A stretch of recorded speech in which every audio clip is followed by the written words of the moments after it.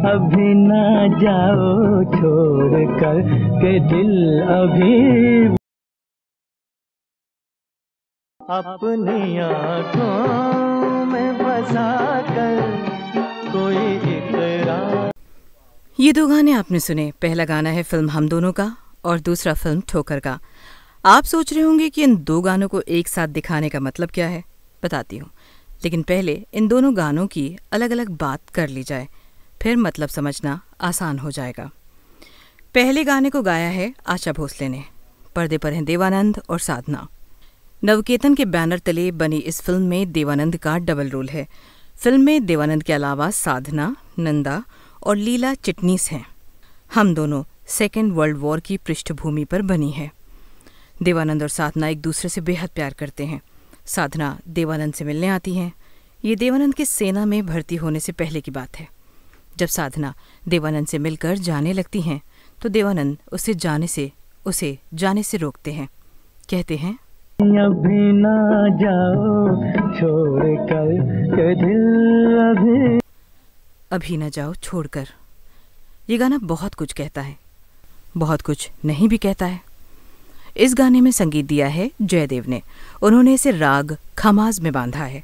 कहा जाता है जब लता मंगेशकर से इस गाने के लिए कहा गया तो उन्होंने कहा कि गाने का संगीत तो बड़ा बढ़िया है, लेकिन शायर साहिर लुधियानवी ने जो लिखा है और गाने की जो शुरुआती पंक्तियां हैं वो द्व्यर्थी यानी कि अश्लील हैं। उनका कहना था कि इसमें डबल मीनिंग है और मैं ऐसे अश्लील गाने नहीं गा सकती। संगीतकार जयदेव ने फिर इस गाने के लिए आशा भोसले को बुलाया। उन्हें ये गाना गाने में कोई दिक्कत नहीं हुई।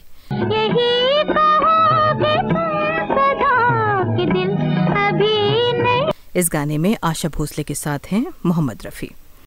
अभी नहीं, अभी नहीं, नहीं। मोहम्मद रफ़ी को भी इस गाने से कोई ऐतराज नहीं था। उन्होंने खुशी खुशी ये गाना आशा भोसले के साथ गाया। अभी ना जाओ छोड़ कर के दिल अभी भर। कमसिन साधना के साथ देवानंद का ये गाना लोगों को अलग अलग कारणों से अच्छा लगता है। कुछ लोग इसमें प्रेमी की चाहत देखते हैं तो कुछ को इसमें कुछ और दिखता है। हर आदमी अपनी अपनी कल्पना के हिसाब से इस गाने में रंग भरता है। खैर, कहानी बदलती है। नायक को नौकरी के लिए इंटरव्यू का बुलावा आता है, लेकिन जिस दिन इंटरव्यू होता है उस दिन इंटरव्यू में जाने के बजाय वो साधना के बाप के पास चला जाता है और उनसे उनकी बेटी साधना से शादी की बात करता है। बाप गुस्से में आकर मना कर देता है। और तुम आए हो आज मुझे प्यार का लेक्चर देने, मुझसे मेरे प्यार का सबूत मांगने। तुम जो अपने प्यार की खातिर 100 रुपए तक की नौकरी नहीं पा सके। तुम आए हो मीता से उसका आराम, उसका सुख छीनने, एक सूखी रोटी का वायदा लेकर। तो ले जाओ उसे, वो तो है ही नादान। कितने दिनों तक रखोगे उसे इस प्यार पर? साल, 2 साल, 5 साल? आखिर नायक यानी देवानंद सेना में चले जाते हैं। साधना देवानंद को बगैर सूचित किए देवानंद के घर उसकी बूढ़ी माँ के पास रहने लगती हैं। उधर देवानंद को सेना में एक और आदमी मिलता है जो हूबहू उसके जैसा होता है। कुछ दिनों बाद यह आदमी सेना से गायब हो जाता है। देवानंद घर लौट आते हैं, लेकिन बाद में स्थिति ऐसी बनती है कि देवानंद को सेना से गायब हुए उस आदमी के घर पर रहना पड़ता है जहां उसकी माँ और बीवी होती है। तुम्हारी बहू मेरा बिल्कुल कहना नहीं मानती है। क्यों माने? मेजर होगा तू बाहर, घर में तो यही कमांडर है। तो चाहे कमांडर बनाएगी या उसकी सास? उसकी सास बनाएगी। देवानंद उस घर का बेटा और बीवी का शौहर बनकर रहते हैं, लेकिन सिर्फ दुनिया की निगाह में। असल में तो वो अब भी साधना को ही चाहते हैं। बदले हालात में देवानंद साधना से मिलते हैं। उस वक्त का गाना कुछ यूं होता है।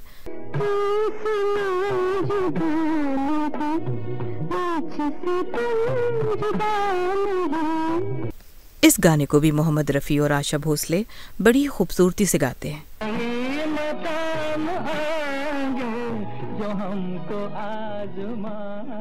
हम दोनों में एक भजन है, अल्लाह तेरो नाम, ईश्वर तेरो नाम। अल्लाह तेरो नाम, ईश्वर। ये भजन बहुत खास है। कहा जाता है कि इस गाने के लिए पहले संगीतकार जयदेव और नवकेतन ने विख्यात शास्त्रीय गायिका MS सुब्बलक्ष्मी को चुना था। जब लता मंगेशकर को पता चला तो उन्होंने जयदेव को फ़ोन किया और कहा, हुजूर एक नाचीज़ है जिसका नाम लता मंगेशकर है और वो आपके घर के पास बम्बई में ही रहती है। फिर आप इस भजन के लिए इतनी दूर मद्रास क्यों जा रहे हैं? तब चेन्नई को मद्रास कहा जाता था और गायिका MS सुब्बलक्ष्मी मद्रास में ही रहती थी। आखिर ये भजन लता मंगेशकर को दे दिया गया और इसके बाद तो सभी जानते हैं कि इस भजन का क्या हुआ।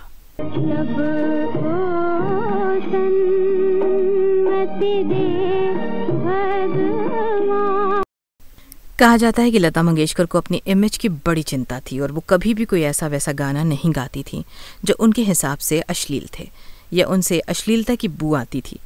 आशा भोसले इन मुश्किल गानों को भी बड़ी ही खूबसूरती से गा लेती थी। हम दोनों आई थी 1961 में। एक और गाना था जिसे लता मंगेशकर ने गाने से मना कर दिया था। सहयोग से इस गाने को भी लिखा था साहिर लुधियानवी ने।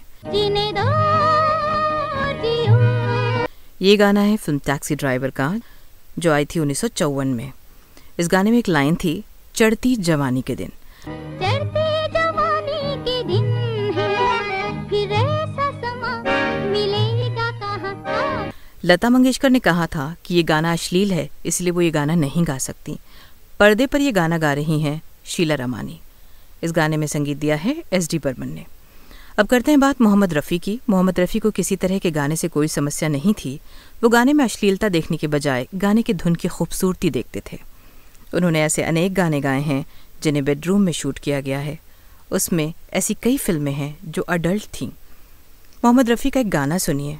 जी में आता है कि जी भर के तुझे। ये गाना है फिल्म ठोकर का, जो आई थी 1974 में। पर्दे पर जो नायिका दिख रही है उनका नाम है अलका, हीरो का नाम है बलदेव खोसा। गाने को लिखा है साजन देलहवी ने। साथ छूटे ना कभी तेरा ये। लता मंगेशकर जिस तरह के गाने में हिचकती थी, उस तरह के गाने मोहम्मद रफ़ी बड़ी ही खूबसूरती से गा लेते थे। जी में आता है कि जी भर। ये गाना बड़ा खूबसूरत है, लेकिन डायरेक्टर ने जैसे इस गाने को पर्दे पर उतारा है, उससे ये गाना बर्बाद हो गया है। गाने में एक तरफ जहाँ हीरोइन कम कपड़ों में नहाकर आती दिखती हैं, वहीं इस गाने के बीच में हीरो की माँ दिखती हैं। इस गाने के बीच में दर्शकों को नायक की माँ को देखकर बड़ी कोफ्त होती है। फिल्म के पर्दे पर यह गाना उतना अच्छा नहीं लगता, लेकिन रेडियो पर मोहम्मद रफ़ी का ये गाना लाजवाब है। मैंने कब तुझसे ज़माने की। हमने न्यूज़ का एक चैनल शुरू किया है जिसका नाम है प्योर पॉलिटिक्स। अगर आप राजनीति में रुचि रखते हैं और जानना चाहते हैं कि राजनीति में क्या हो रहा है, तो आप इस चैनल को देख सकते हैं। प्योर पॉलिटिक्स के ताज़ा एपिसोड में हमने बात की है बिहार में किए गए जाति सर्वे पर, जिसे जातीय जनगणना भी कहा जा रहा है। इस एपिसोड में बताया गया है कि बिहार में कैसे अब अलग अलग जाति के लोग कह रहे हैं कि इस सर्वे में उनके साथ न्याय नहीं किया गया है। इस एपिसोड का लिंक हमने यहाँ डिस्क्रिप्शन में डाल दिया है। आप चाहें तो लिंक के जरिए या सीधे YouTube पर @Pure Politics Only टाइप कर इस चैनल से जुड़ सकते हैं। इस एपिसोड में आज इतना ही। ये एपिसोड आपको कैसा लगा हमें ज़रूर बताएं। और हाँ, अगर अब तक आपने इस चैनल को सब्सक्राइब नहीं किया तो अब ज़रूर कर लें। फिलहाल हमें आज्ञा दीजिए। नमस्कार।